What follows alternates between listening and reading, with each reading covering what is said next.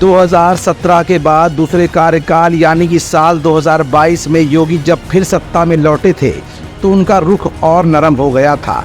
हिंदुत्ववाद की बजाय उन्होंने अपराध के खिलाफ अपनी छवि को पुख्ता करने की कोशिश की थी। उनका अपराध विरोधी बुलडोजर अभियान खूब चर्चा में आया। योगी ने अयोध्या, वाराणसी और मथुरा जैसे हिंदू तीर्थ स्थलों के विकास पर भी ज्यादा ध्यान लगाया और वाराणसी में ज्ञान व्यापी मस्जिद विवाद और मथुरा में कृष्ण जन्मभूमि शाही ईदगाह मस्जिद विवाद संबंधित अदालती मामलों पर जब माहौल गर्म हुआ तब भी उन्होंने बयानबाजी से परहेज किया था। इसके उलट पहले कार्यकाल यानी 2017 में योगी आदित्यनाथ ने जब भाजपा की तरफ से पहली बार उत्तर प्रदेश के मुख्यमंत्री की कुर्सी संभाली थी तब यही योगी अपनी कट्टर हिंदूवादी छवि को लेकर काफी सतर्क हुआ करते थे। 2017 में कट्टर हिंदूवादी नेता और उसके बाद 2022 में योगी का ये बदला हुआ रूप। लेकिन जैसे ही 2022 के चुनाव खत्म हुए वैसे ही योगी के खिलाफ बगावत के सुर भी सामने आने लगे थे। डिप्टी सीएम केशव प्रसाद मौर्य से लेकर ब्रजेश पाठक तक लगातार विरोध के स्वर बुलंद कर रहे थे। वैसे में अचानक योगी आदित्यनाथ ने फिर ऐसा क्या कर डाला, ऐसा कौन सा रूप धारण कर डाला जिससे अब न सिर्फ पार्टी के बड़े अंदरूनी नेता चुप हो गए बल्कि खिलाफत करने वालों की आवाज भी अब निकलना दूभर हो रही है। 2017 और 2022 और फिर 2027 के विधानसभा के चुनावी आगाज से पहले आखिर क्यों बदल रहा है योगी का मिजाज, ये सब कुछ आज की इस रिपोर्ट में हम आपको दिखाएंगे भी और बताएंगे भी। योगी का मिजाज और अंदाज अचानक क्यों बदला, ये चंद उदाहरण कुछ आपके स्क्रीन पर चल रहे हैं जिससे आप ये जान जाएंगे कि योगी की आगे की पॉलिसी क्या है।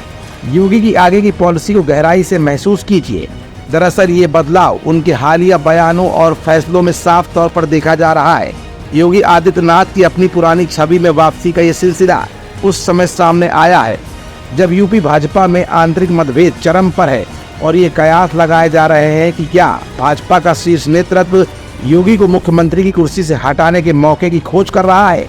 बीते दिनों यूपी की राजनीति में खास तौर पर योगी आदित्यनाथ के संदर्भ में कुछ ऐसे सियासी घटनाक्रम देखने को मिले जिसने इस बात की ओर इशारा कर दिया है कि उत्तर प्रदेश के मुख्यमंत्री अपनी समन्वयवादी प्रशासक की छवि को बदलने की अब कोशिश करने लगे हैं।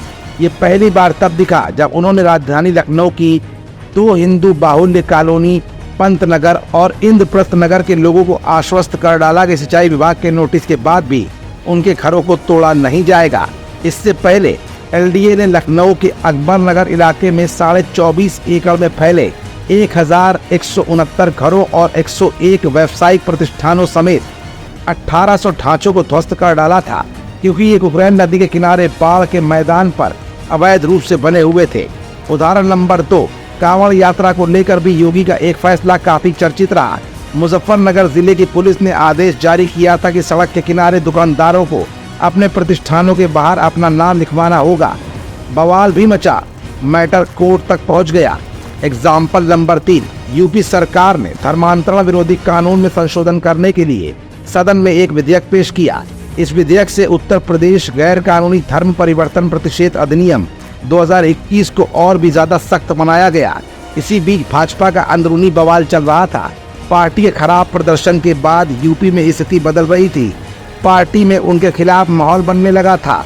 उनके डिप्टी सीएम भी इशारों में ही योगी पर हमला करने लगे थे। लगने लगा था कि शीर्ष नेतृत्व योगी के हटाने पर विचार कर रहा है।